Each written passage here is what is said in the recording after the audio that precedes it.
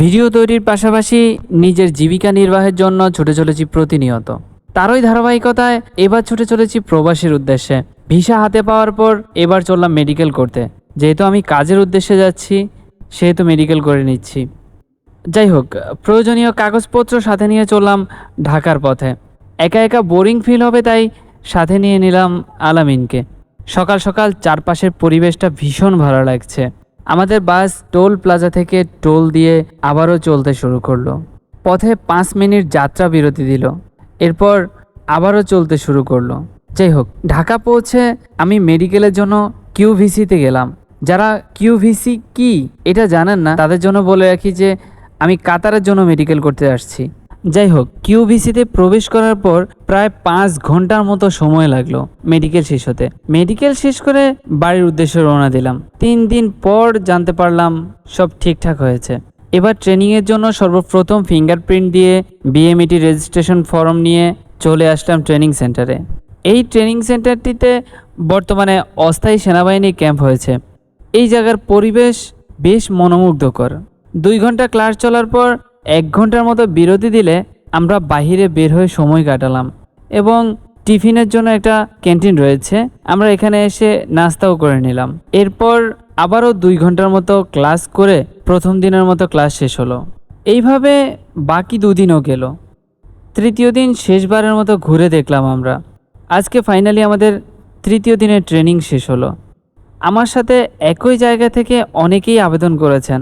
তাদের মধ্যে 2 জনের সাথে পরিচিত হয়ে তাদের সাথে ঘোরাফেরা করলাম ট্রেনিংয়ের এই 3 দিন। যাই হোক, শেষবারের মতো আমরা সবাই হালকা নাস্তা করে নিলাম। এরপর সবাই সবাইকে বিদায় জানিয়ে যে যার মতো করে চলে আসলাম।